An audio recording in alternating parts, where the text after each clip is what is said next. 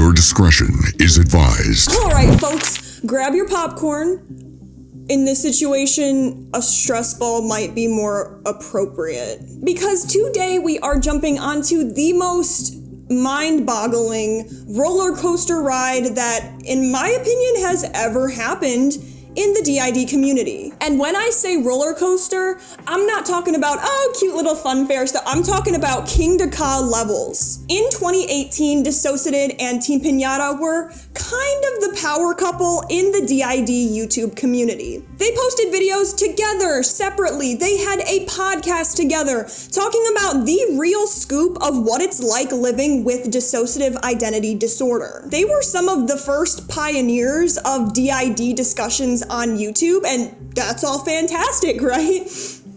Right? I mean, everything was going smoothly. You know, we got some parasocial fans shipping alters together and whatnot. You know, little alters are going to Disneyland together, but I digress. At their peak, the internet dug up art from Team Pinata from like 10 years ago. Art that might include a sneezing special niche, but you know what? Hey, no judgment. Live your life. And then there's underage characters. I think that's where we kind of collectively all go, that is not excusable. And we're not talking about the cute, oh bless you kind of sneeze. So what happens when you combine a traumatized group of people, the DID community, and these pictures? Join me as we try to figure out how someone can go from advocating for the community to getting absolutely obliterated online due to this art. From a community advocate to a cautionary tale. All because, and to put it extremely lightly, because of this cursed art. And now I'm emotionally ruined, and soon you will be too. So, you know, thumbs up, subscribe, and let's get into it.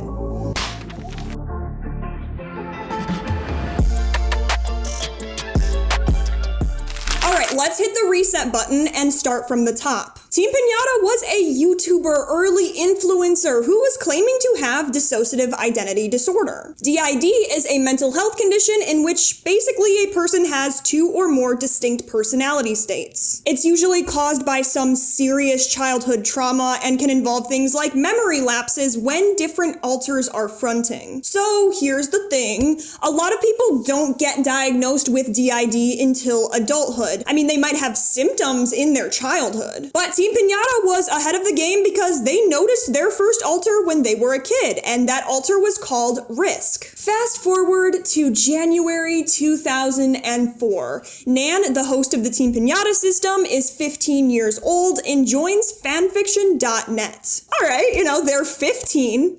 And they are drawing fanfiction. I have never heard something more accurate in my life. By 2005, they expand into Fan Art Central, posting their own art. Again, normal. But this is where things start to get a little interesting. By 2006, Nan is on DeviantArt liking some questionable art. And in July 2007, Nan starts posting their own very extra questionable art. Emphasis on the extra. We are talking about people who are not 18 in certain positions.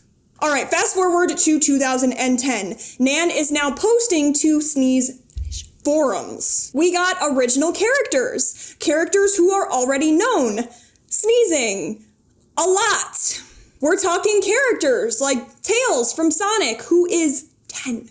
Dipper from Gravity Falls, who is 12 years old. The Powerpuff Girls, who are kindergartners. One of them is getting forced to sneeze by Mojo Jojo. It is absolutely as weird as it sounds. But look, the sneeze niche interest thing, honestly, whatever. People have their stuff, right? Our problem here is people who are not 18 in these pictures. That is where things are getting sketchy. Nan starts to do commissions, and at that point, we're taking a sharp left turn. Sometimes they make the characters look older, sometimes they make the characters look younger, and my question is, why are we drawing children's media? This is starting to get very uncomfortable. By 2014, Nan's Tumblr becomes a shrine for sneezing for mature audiences. They're liking some extremely questionable posts, but believe it or not, are the least problematic of the video. One of them is an anime girl who is sneezing, and when she does this, her boobs grow. This matters for context. Nan posts this to their Tumblr, and I'm telling you to get ready for this. So, what is a fetish? A fetish isn't just intriguing in a sexual way. It's downright obsessive, fixating, and necessary. I have a fetish for sneezing. Yup, sneezing. I love anything related. Sneezing, sickness, germs, mucus, tissues, you name it. I need to be thinking about sneezing to get aroused. Look, I am seriously not here to yuck anyone else's yum, but this is where things get interesting. Because later on, Nan is gonna tell us that sneezing is not always sexual for them. Okay, Nan, that's funny, because earlier here you're saying that sneezing is basically your whole personality, but I mean, whatever helps us sleep at night. Fast forward to 2015, and Nan is straight up calling these porn. Like, they literally said, I'm so lucky I'm an artist because I get to make my own porn. I mean, okay, you know, artist vibes or whatnot. But here is the kicker. A lot of the characters they are drawing are not 18. And they look way younger than they should. It was not just sneezing. We're talking them, the whole shebang. Some characters like Greg from Steven Universe looking way younger than they should. And of course we got the Powerpuff Girls and Rainbow Bright. They are aged up and they have breasts now. And that's just my thing, is like, I don't understand why we're aging them up. Why don't we draw characters who are of age? Okay, look, I get it. These are fictional characters, but is this the hill you're willing to die on? Because if you are even a little bit into this stuff, maybe it's time to log off and see a therapist. Or 12, yesterday. And no, these pictures were not just floating around. They were tagged specifically with sneeze fetish. So this is where I'm a bit confused. If we're tagging the characters with sneeze fetish, where am I missing this? Are we not fetishizing the characters? And then in 2018, boom. Team Pinata enters their DID power couple era when they meet DissociaDID and they start going out. We've got different alters in Team Pinata's system dating different alters in DissociaDID's system, but also we have Nan from Team Pinata dating Chloe from DissociaDID. But hold your horses, because Chloe integrates with Nina, their system's sexual protector. Nina was a very stereotyped sexual protector, very not safe for all audiences. And so Nina and Chloe integrate to make Nin. And for some reason, Nin does not have all of Nina's memories. Hi, so my name is Nina. I'm very irritated that Chloe beat me to our first lesbian sex experience. That really got on my nerves. I'm not trying to be too technical here. Let me know your experiences, right? But when alters fuse or integrate, doesn't that mean that this is like a healing process and they may share the memories now? Some of the collabs Team Pinata and DissociaDID did was, you know, going to Disney World together. It's gonna be so exciting. I'm excited. You excited? Me too. So these littles remembered to vlog. I don't know how realistic that is. Like, would they even remember? Like, oh yeah, we were gonna vlog here. But now that we know what we do know, it's 1,000 times more disturbing. And people were thrilled when they found out Team Pinata and DissociaDID were getting married. Back in the day, some online DID communities had a trend where they just kind of showed you how different alters do things differently. Voice, handwriting, you know, posture. Team Pinata did sneezing on camera using sneezing powder. Why do you own that? All sneezed.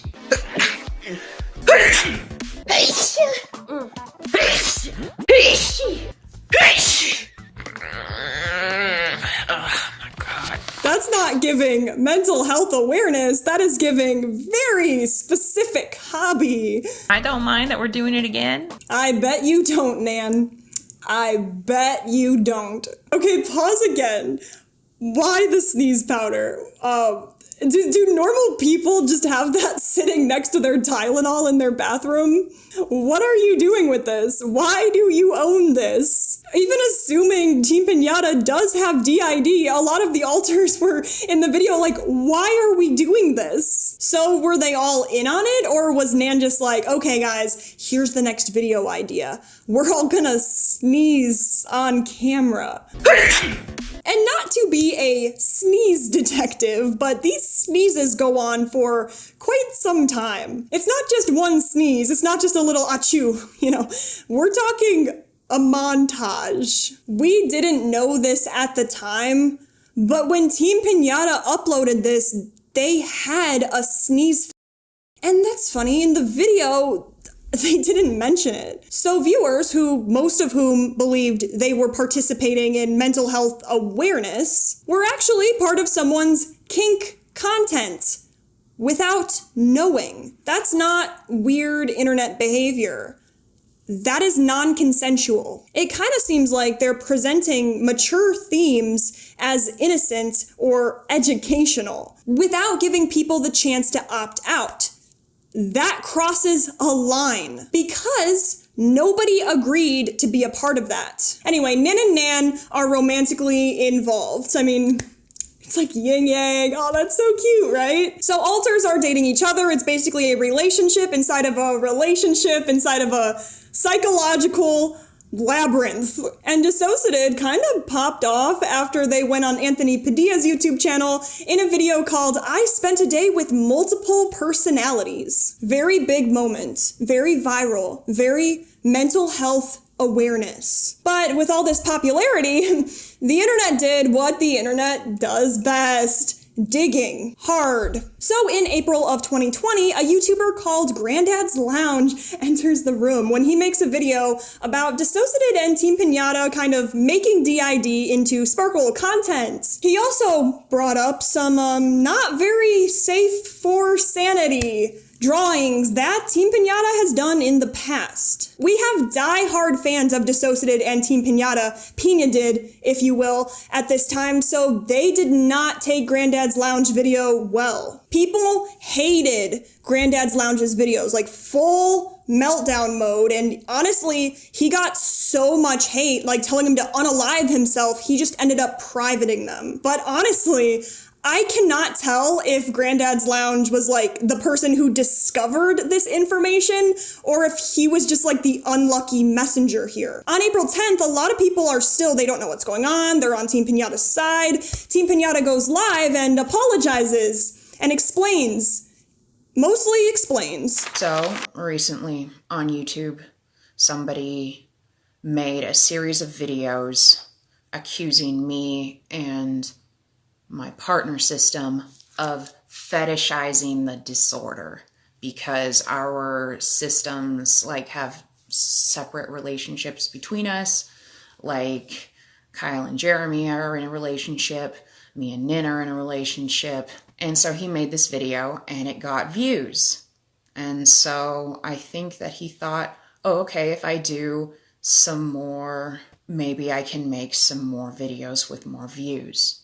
Okay, so now we're in, this YouTuber just made this video for views mode, which sure, clout chasing, it's a thing. But it's interesting how the first instinct here is to discredit the person who's calling them out. Not saying like, I hear what they're saying, I understand why this hurt people. Just straight to, they're probably doing this for attention.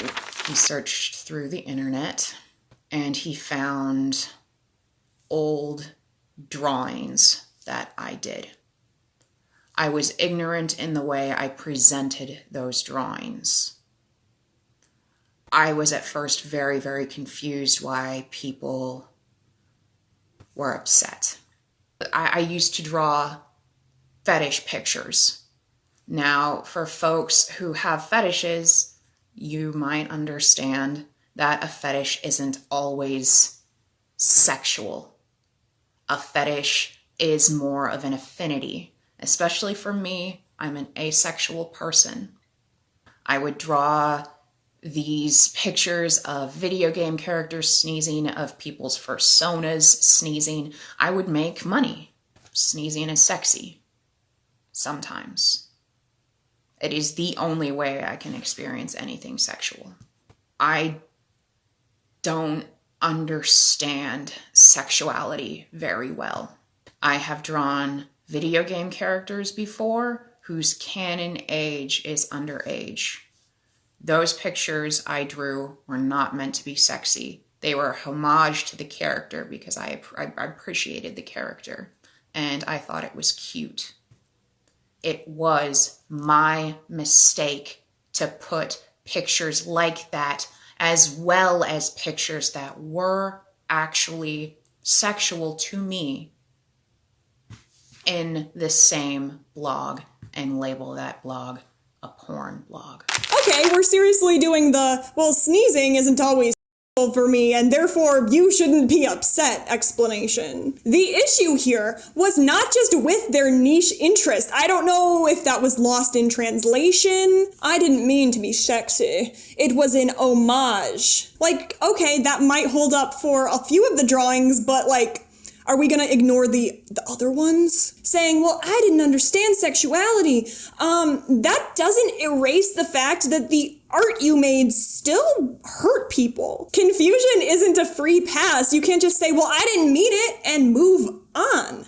And while they're doing all of these mental gymnastics, we have DissociaDID in the chat saying stuff like, just say the truth, hun. Baby, breathe. I love you. It's okay. You're so brave. It's like they're guiding someone through Stardew Valley instead of what it is, which is the digital equivalent of stepping on a rake multiple times. During this time, they were privating and unprivating their Instagram, privating YouTube videos. They even took down their channel for a bit, only to bring it back up like nothing happened. But now everything's gone, all videos wiped, cease. But now they can't deny these drawings exist. They're out there. People have seen them. Unfortunately, the internet doesn't just forget. At this point, for me, it seems like they're either hoping people will forget or that people haven't seen these explicit pictures. But that is not an apology. That's avoiding accountability. And then Team Piñata dropped another apology because, the first one didn't go over too well. I don't know exactly when this live stream occurred. It was uploaded to an alternative account on April 14th, so was it around the time of the first one? Which kind of threw me because they're like, oh, I'm trying to get therapy now, but in other stuff they were like, we have a whole team of specialists. Okay, so this part actually starts off solid. I want to apologize from the very depths of myself for anything that I've drawn that's hurt people. I'm not going to talk about my intention. It doesn't matter. I didn't intend any of this because it happened anyway, no matter what I intended. My system is trying to get therapy. And we will continue to work to get therapy. If people can't forgive me, I understand. I don't want to take down our YouTube because I know that we've helped a lot of people and a lot of people have told us that we've helped them. I'm not going to talk about my intentions because even if I didn't mean it, it happened. That is probably the most accountability we've seen so far. Intent doesn't erase harm. That's a win. But then we swerve into, I don't want to take down my YouTube channel because it helped people. Okay, listen, I get it. I understand not wanting to lose something that you worked so hard on, especially if it helped you and others. But here's my issue. When you say, I know we've helped people, right after saying, I know we've hurt people, it kind of feels like, I don't know, you're putting it on a scale. Yeah, a lot of harm was done, but impactful creator? That's not how this works. Helping people does not cancel out hurting people. They're both True, but only one of them is asking for accountability right now. Okay, yeah, therapy is good. Acknowledging impact, good. But if this is about growth and not damage control, maybe our first thought shouldn't be, oh, but I want to keep my channel alive. Maybe we need to step back, let people breathe, because trust, unfortunately, sometimes can't really be rebuilt. That trust is gone, and all there is left to do is not make it worse. It's Nan again. I'm going into some more detail from my previous apology. I still stand by that apology. I'd like to apologize more specifically. In the past, I've drawn some fucked up shit. I don't remember drawing it. Based on what I read that I wrote back then, I must have thought it was okay. I must not have seen anything wrong with it. Now looking back, it deeply saddens me. Okay, cool. We're apologizing again. But if your opening line is like, hey, I did something terrible, I don't remember doing it, at the time I thought it was fine, that's not accountability. That is throwing past you under the bus. Also, can we talk about how they suddenly don't remember? It's interesting because in this video, they're like, I don't recall drawing that. But in the previous live, I mean, to me, it seems like they had a pretty clear memory of what happened. Look, I get it. Memory issues are a part of DID. But when your story shifts so much, it makes it seem less like an apology and more like, I don't know, a strategy. And listen, I would love to disown past me as well. It's like, yeah, you're acknowledging it, but you're also distancing yourself from it the whole time. I don't think I understood the significance of what I was drawing and what I was doing. Some of the stuff that I drew in the past, it reflected my naivety, my naivety. It reflected my ignorance, and it reflected what a twisted fucking idea of sex that I had. That's not who I am anymore, and that's not who my system is. But it doesn't excuse what's been done. Here is the key. Saying, that's not me anymore, it can't be your main point. Because the focus stays on you, your evolution, your pain, your journey. You're kind of missing the whole point of an apology. This isn't a TED Talk about how far you've come. It's about the people who were hurt on the way there. I think this is a step in the right direction, but growth does not cancel out accountability. Both can exist at the same time. People's pain and people's trauma is valid.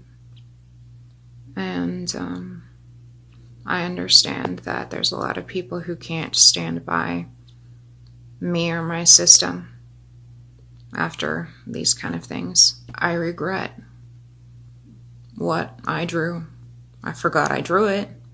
It doesn't look like I had any ill intention or malice in drawing it, but I regret what I drew, and it wasn't okay. I'm completely and utterly devastated. I'm crushed. I feel absolutely hopeless. And deeply, deeply ashamed. Shame is a normal human response when you realize you've caused harm, and okay, good, it means you're not numb to it. The intention might be genuine, but when it's framed this way, to the viewer, it kinda comes off more like damage control than actual accountability. People's pain is valid. Team Piñata even said that. But then we immediately go back to my pain, my hopelessness, my shame. I did a bad thing and I feel terrible about it. So we good? That's not how it works. Feeling bad does not automatically repair the harm. If anything, it low-key makes the people who you've hurt feel bad and like they need to comfort you. I don't know how else to apologize. I don't know if anybody will ever let this go. I hope we can continue to educate in the future about our life with DID and validate and advocate for other systems, but if we can't, then it was an honestly really fulfilling journey. We really, really care about the community. I'm speaking for all of us. I know that Jeremy especially just loves the community, and he is heartbroken. I get the heartbreak. It sucks to know that your platform might never recover. But this part, it seems less like an apology and more like a graduation speech. It's like, thank you for the memories. I loved the community. Shout out to Jeremy. Peace out. It's inspiring, but not in this moment. And honestly, a lot of YouTuber apologies go like this. I don't know what else to say. Equals, I'm hoping this is enough to stop the backlash. And I hope we can keep advocating. Equals, please separate this mess from my platform. Mental health struggles are valid and real, but here's the kicker. They are reasons, but not excuses. But an excuse is when you use a reason to avoid accountability. And that's kind of what this seems like. You can't just say, oh, well, I messed up and here's how I'm gonna do better, and then wipe your content and delete everything and hope it just goes away. Team Pinata's pattern during this time wasn't accountability, it was damage control, and people noticed that. So on April 14th, DissociaDID was technically on a break from YouTube, but they came back on Instagram to retract their support from Team Pinata. Hi everybody, we're taking a break from our break to address what's going on with Team Pinata. When the images first started coming out, we wanted to give them the benefit of the doubt, and we did. But now that there's more information and more things that have been leaked that we absolutely can't endorse, it's not okay. We didn't know about any of this stuff. So obviously it's a shock and we can't endorse or support it. It's not okay. And obviously we are very shocked and hurt and betrayed, and I don't know what's going to happen going forward, so please respect our privacy, and we're so sorry that we didn't know. Please stay safe, everybody.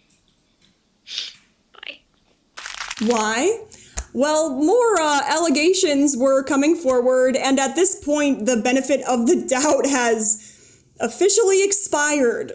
They go live and they're crying, they tell everyone they're sorry, they didn't know, and it ends with the classic, please stay safe. Alright, let's talk about the Entitled to Life conference. This was not the title of a very niche indie documentary. This was a valid convention for people with DID. It was very simple. Share your story, feel seen, build a community. We got wholesome vibes here until they weren't. Because behind the scenes, the whole Team Pinata situation was like, have you ever tried to play Jenga during an earthquake? No one really felt safe with this whole Team Pinata situation, and DissociaDID and Team Pinata ended up pulling out of the event, which honestly was the best case scenario for everyone's emotional stability. So the organizers set up a Zoom call to talk things out. It was kind of like a digital group hug.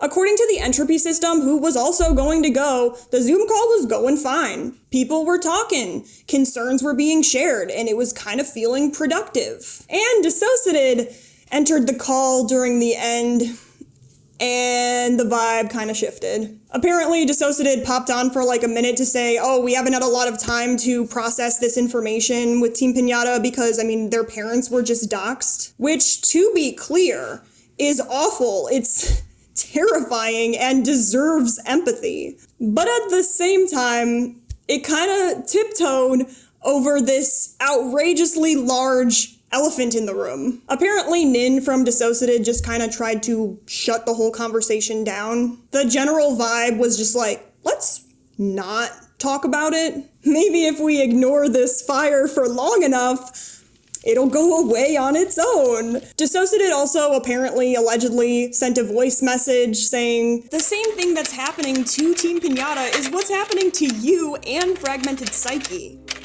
Dude, this was due to some other drama people were digging up. People are twisting things using triggering language and trying to manipulate the community into reacting emotionally. So people were left, right, and center trying to dig up information on like these different DID YouTubers, and Entropy was like baffled that they would be compared to Team Pinata. So instead of community support and actual dialogue, the whole vibe was more like PR damage control. And then DissociaDID posted something along the lines of, we will try to stay alive, and vanished completely, which led other systems like the Entropy system to get flooded with all kinds of messages from viewers being like, hey, are they okay? So what started with processing emotions and hurt ended more with emotional whiplash. On July 7th, Team Pinata posted on their community tab. It wasn't actually Nan, the alter who these allegations were all against, it was Riven. Hey, it's Riven. We've been offline for the last several weeks. And no, coming back will cause backlash. But we've been encouraged by professionals to reclaim our voice. So this channel now lies empty. We started making videos to spread awareness and support for those with DID in September of 2017. We spent 2 years of that time not monetized, spreading awareness because we wanted to be a voice for folks who live with this particular trauma condition. Once we became monetized, this allowed us to reach an ever-widening audience about our experience with DID. So apparently, a professional told them to come back online. I mean, that's a bold choice. It's like, you know what would be really good for your healing is logging back on the internet where last time you saw it, it was a complete dumpster fire. Especially when your community is full of trauma survivors who were very much not okay after your last video. And in their last video, they were like, oh, you know, we're looking for a professional. And now they suddenly have one. And they told you to post this. And then there's this whole thing about like, oh, we weren't monetized for 2 years. Like, okay, why are we bringing that up? I have proclaimed myself personally to be the queen of reading into things that aren't there. But I feel like this is like the flex that was not needed right now. Also, small detail, they were spelling a lot of things in British English rather than American English. They spelled monetized instead of monetized, center instead of center, re-traumatizing instead of re-traumatizing, which I mean either it could be a typo or let's put our tinfoil hats on real quick. Some people think that maybe someone from the UK who they used to have very close ties with helped them, even though they publicly stated they're not associated with Team Pinata anymore. Is this evidence? I mean, no, it's just speculation, but the rogue S's in here are kind of screaming Commonwealth. As a system, we've gone through many changes and struggles during this time. We've shown the internet our vulnerability because we saw it helping people.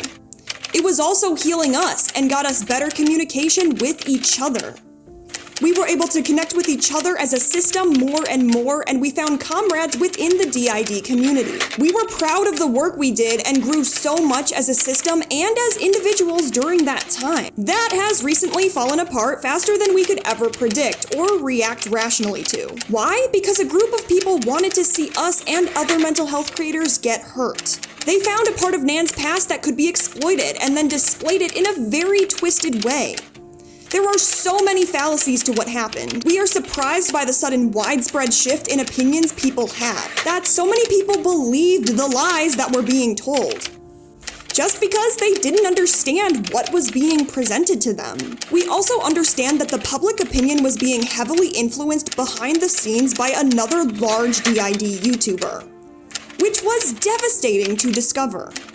This YouTuber was very kind to our face, said they were trying to help, and admitted they understood nothing about the fetish.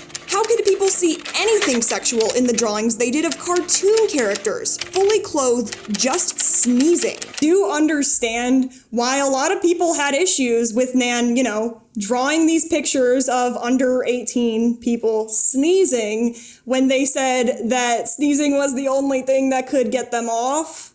But here's the thing. What did most people have a problem with? Well, it wasn't the sneezing. It was the explicit stuff. With people under 18, that one's kind of hard to argue. So why are we only talking about the least of the bad stuff? Like, don't worry about the house fire, I watered the plants. Wait a second, there is a word for this.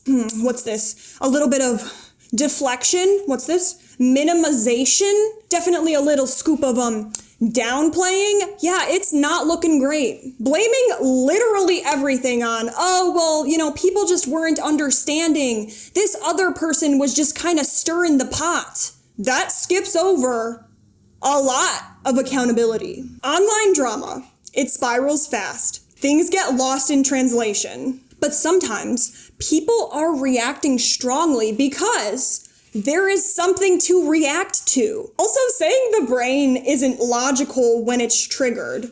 True, science. But using that to explain away everything that has happened. It feels a little bit like trying to dodge responsibility by throwing a psychology textbook at it. I think it's fair to say, intention does not always cancel out impact. Hurt people can hurt people. And maybe not everything that was said about you is a twisted lie. Sometimes it's people reacting to things that they were genuinely uncomfortable with. I mean, seriously, okay, let's say I post a picture of my feet on a not very safe for work site. I'm not personally into feet, but I'm going to logically conclude that other people might be. Come on. I get what they're saying. A fetish does not always include explicit intent. Some of these pictures, it's like, okay, I see where you're coming from. It's interesting that you would choose that age genre.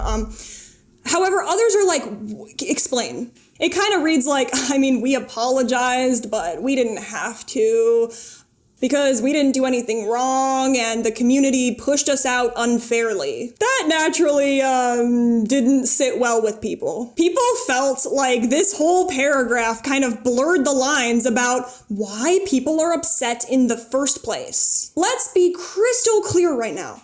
Nobody's getting canceled for having a niche sneezing interest. That's not what this was about. The actual controversy involves the content and context of these drawings. There's a pretty big difference there, and a lot of people felt like the difference was being downplayed. That is where the pushback was coming from. We are responsible for our emotional well-being. We have gotten help from professionals who have seen what Nan drew, what was written in the past, and what a particular hate site has posted regarding private details of our life growing up. They've seen the drawings that people label as CP and are shocked that people think it's actually CP. Okay, there's a lot of drawings being passed around at this time. Did they show some to professionals? Maybe, but was it a curated selection, or was it the worst ones? Again, context matters. But apparently some professionals backed them up and said, hey, you didn't do anything wrong, and they're like, okay, I'm sticking with that. But then it gets messy because they're like, oh, but other people on Twitter got triggered or upset. They were in my opinion, low-key blaming others, being like, well, I'm sorry you're offended kind of energy. That never ends well, and that's where a lot of the frustration is coming from. They see what's being said on this hate site and are appalled at how anyone could place such misinformed and hateful context in a person's private life in order to cause them pain, and that they get pleasure from that pain. It's untreated narcissism, plain and simple. They have seen the adult-themed pornographic images Nan drew that were taken from a private adult website and negligently dispersed for anyone to see, and are saddened that people are reacting as violently as they are, and are being displayed carelessly. We have been assured by a number of professionals that Nan has drawn nothing wrong, and certainly nothing remotely resembling CSEM. It's gravely disrespectful to people who have actually been part of CSEM. A cartoon character cannot be exploited. Sexual-themed drawings of cartoon characters can be exploited to groom children, but there's nothing exploitative about non-sexual drawings of a cartoon character itself. All the pictures of child cartoon characters Nan drew were non-sexual. The hate site that posted the information on us knew what sort of language could be used to best manipulate and exploit an already traumatized community. We've had our voice stripped away and discredited. Starting with a website that was created to make fun of and hate on folks with mental disorders. Since that time, the hate site has set its sights on other members of the DID community. The community has turned on itself, tearing itself apart, hating on other public figures within the community who are just people too, and everything falls into chaos. This hate site laughs at its victory and expresses disappointment that the community fell so quickly. We see this happening, see the hate in the rest of the world happening, and have been forced to stay silent. We, as trauma survivors, have yet again been stripped of our voice. A voice we've all worked damn hard on finding after years of recovery.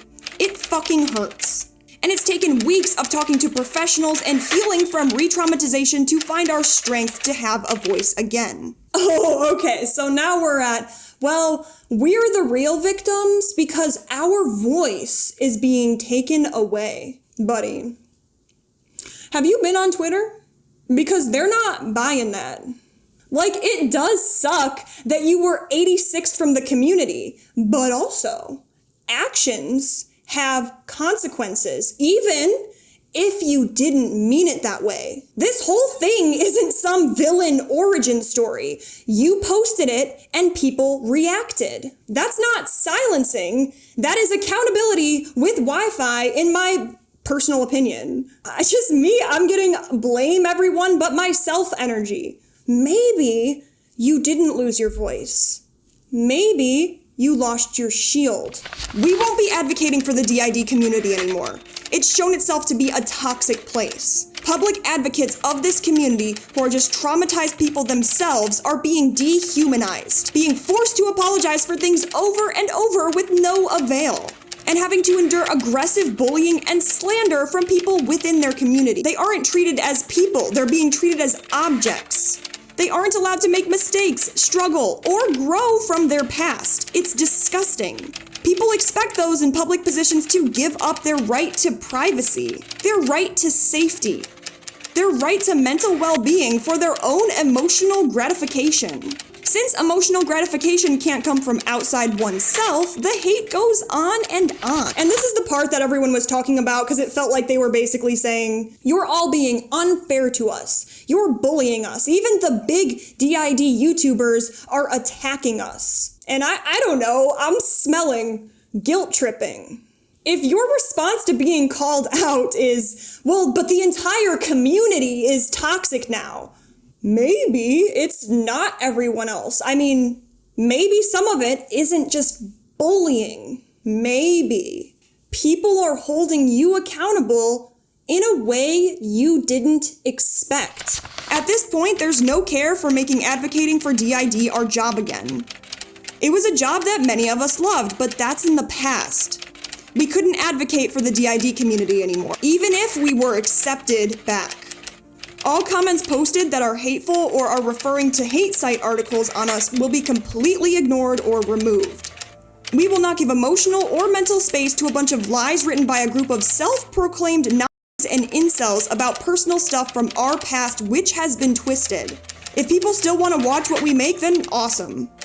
This will be a platform to share our voice and the voice of others with childhood trauma that has been silenced for too long. Ribbon. Post edited by Jeremy. Saying trauma survivors are overreacting to some of your explicit art just to me seems way more disrespectful than a lot of the backlash you're getting. That's not advocacy.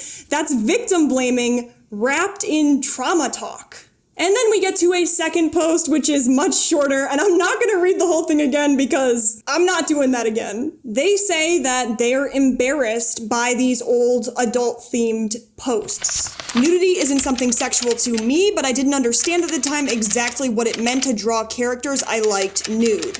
I'm sorry if the images we used hurt anyone. We never meant to hurt anyone.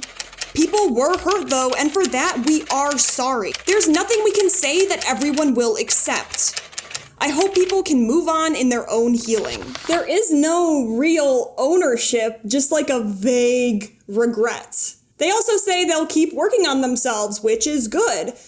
It also kind of seems like deflection with a therapy filter. And then they go back and they edit it and they say, hey, this was peer-reviewed by a, wait for it, British trauma survivor advocate who helped them reclaim their voice.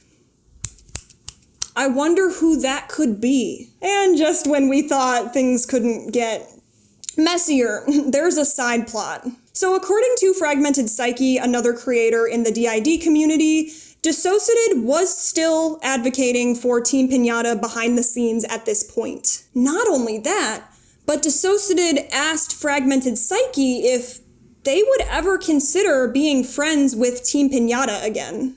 Okay, to give them the complete benefit of the doubt, maybe DissociaDID was just testing the waters. Like, hey, I know this is hypothetical, but would you ever consider being friends with this extremely controversial person ever again? Just a casual friendship survey, totally normal. But really, why would you ask that unless you were still close or, still dating? They said, we figured they were still together when DissociaDID asked if we'd be friends with Pinata again because why else ask? That's like in real life when you're like asking your friend, hey, would you ever consider being friends with my ex again? And they're like, oh, okay, I see. So you're back together. At this point, Fragmented Psyche was trying to still be friends with DissociaDID just in case DissociaDID realized what they were doing was wrong. But they did say they were at their wits' end and they dropped this bomb. We're not going to stand by people who support and excuse That is not vague. That is not passive. That is a full-on deal breaker. And while all this is going on, people are still reacting, going back, they're like, oh, remember that sneezing video Team Pinata made?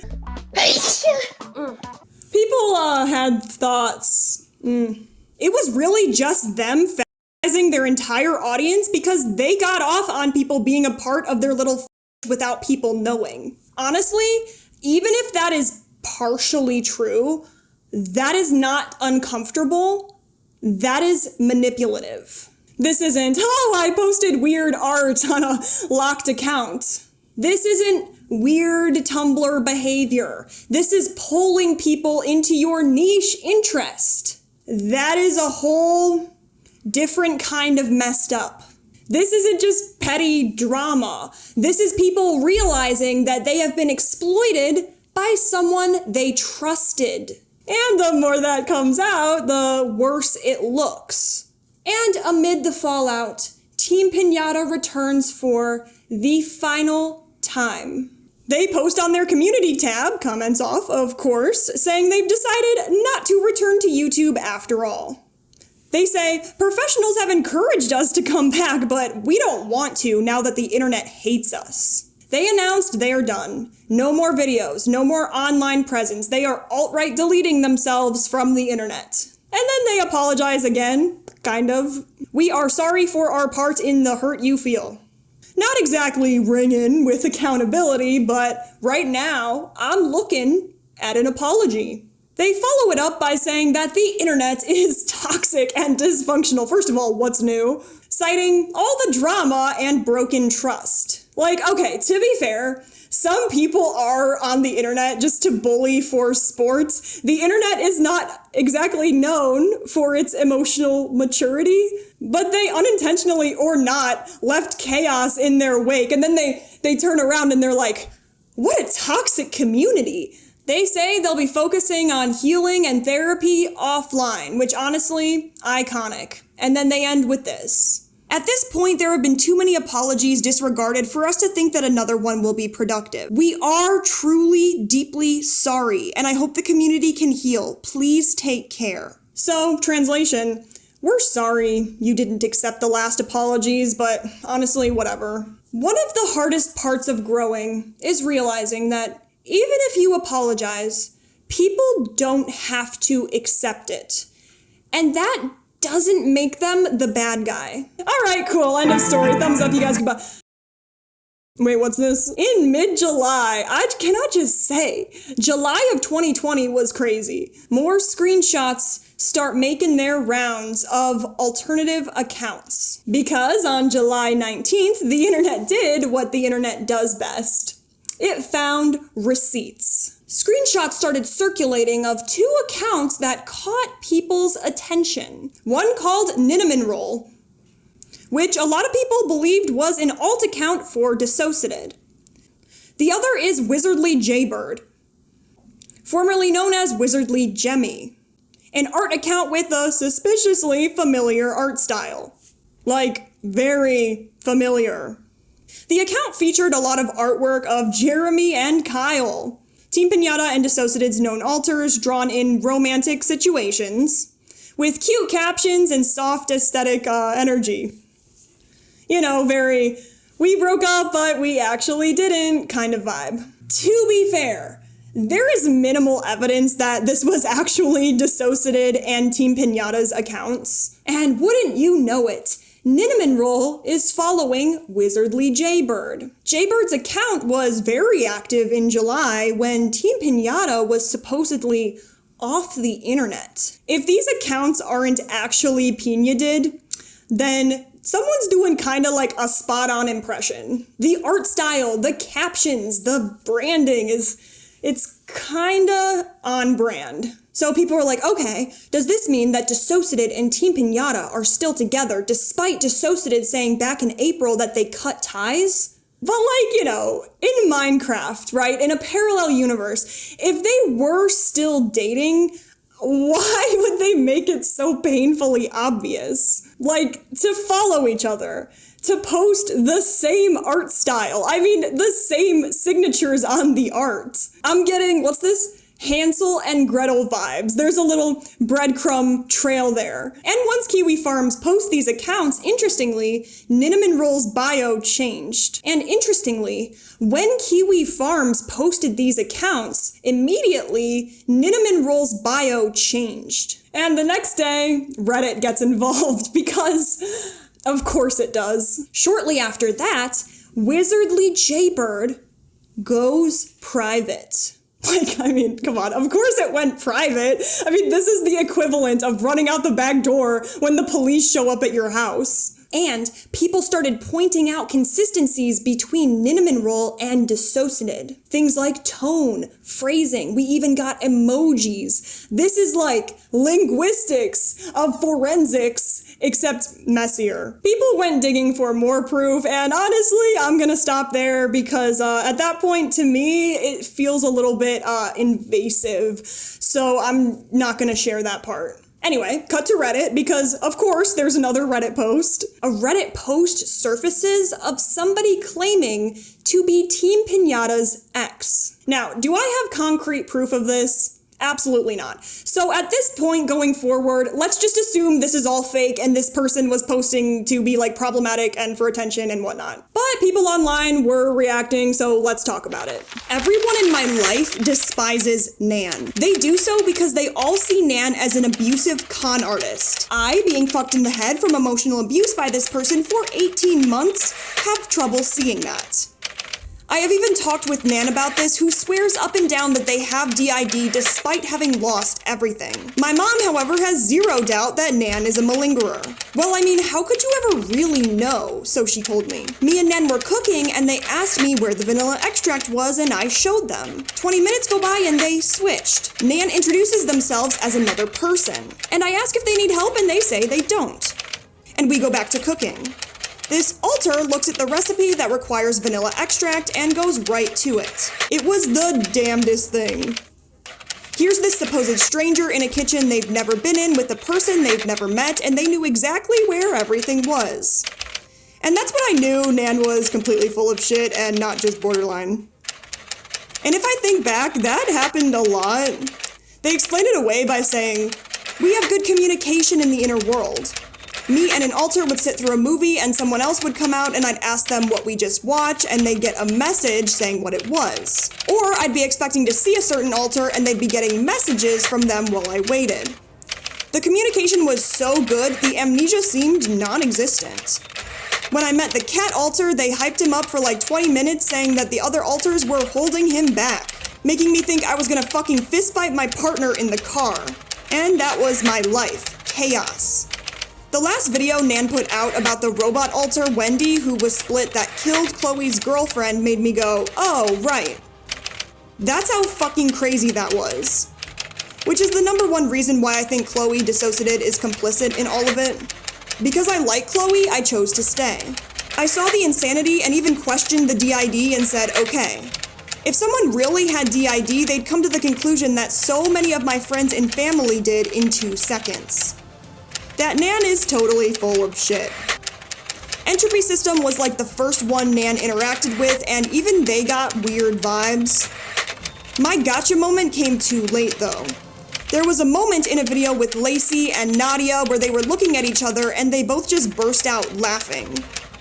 A genuine character-breaking laugh. And that's when I knew that it was a game to them. They had duped everyone, and they thought it was hilarious. Okay, this was not a few concerns. This was, I have seen enough. And look, I'm not here to judge what is typical and atypical for someone with DID. Everyone's experience is different, but whenever you're describing somebody, switching and then they're mid-recipe and they just keep going about their job, I'm vibing with why people had a few side eyes. And if something like this ever happened in Minecraft, of course, or even exaggerating something that serious, that's not betrayal. That is years of emotional whiplash. I don't know who wrote it. I don't know if it's 100% accurate. But what I do know is that a lot of people read it and they were like, no, that adds up. Anyway, while Reddit was having its whole crisis of faith, DissociaDID pops back in the situation. They were like, okay, fine. Here is a very vague paragraph to clear everything up. Or not. In late September, someone commented on DissociaDID's video asking directly about Team Pinata. And their answer? Things can become extremely complex when more than one couple is involved in romantic relationships between 2 systems. It's been a difficult journey which has eventually resulted in our systems no longer being together. Going forward, we feel it's no longer appropriate for us to discuss our private life on a public platform. We believe this is the best decision for our channel and our personal safety and well-being.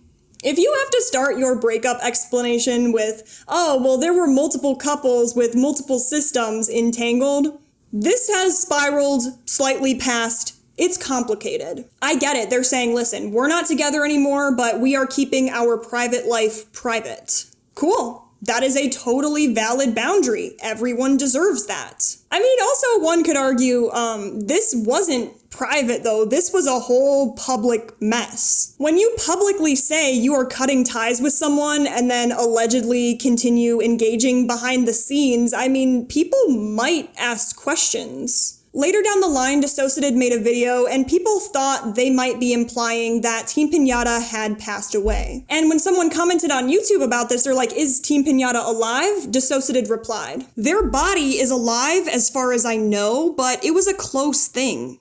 Afterward, their entire system broke down and changed.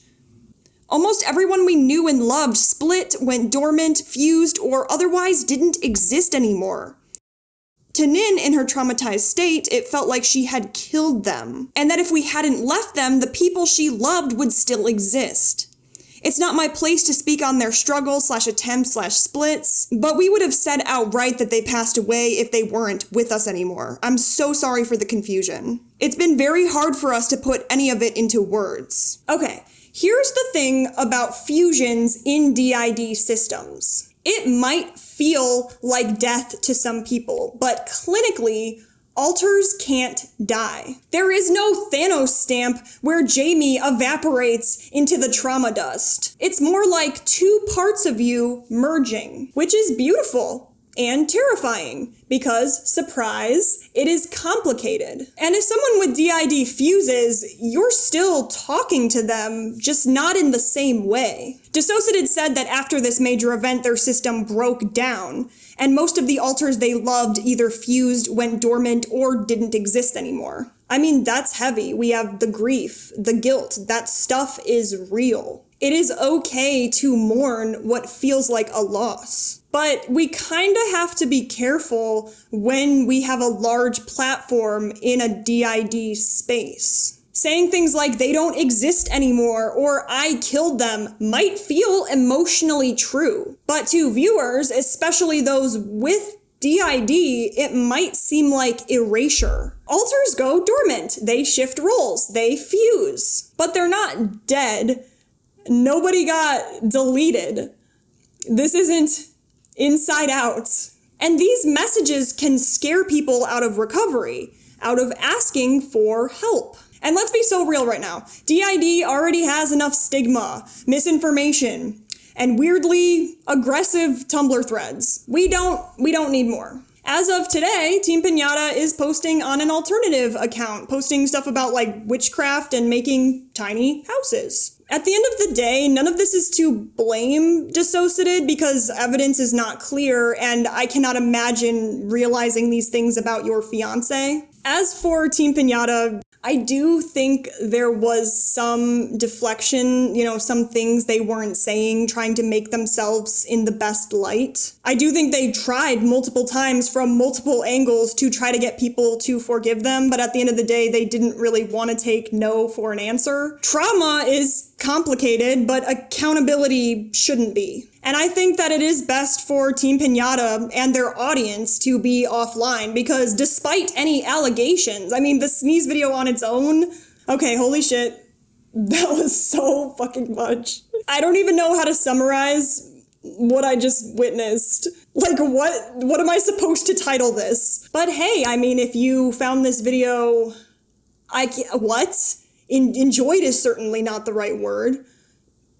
Give it a thumbs up, subscribe. I did not just spend 12 hours researching sneezing and things that God does not appreciate for nothing. Don't post your niche interests on your mental health YouTube channel without others' consent. And all right, love you guys. Peace out. See you in the next one.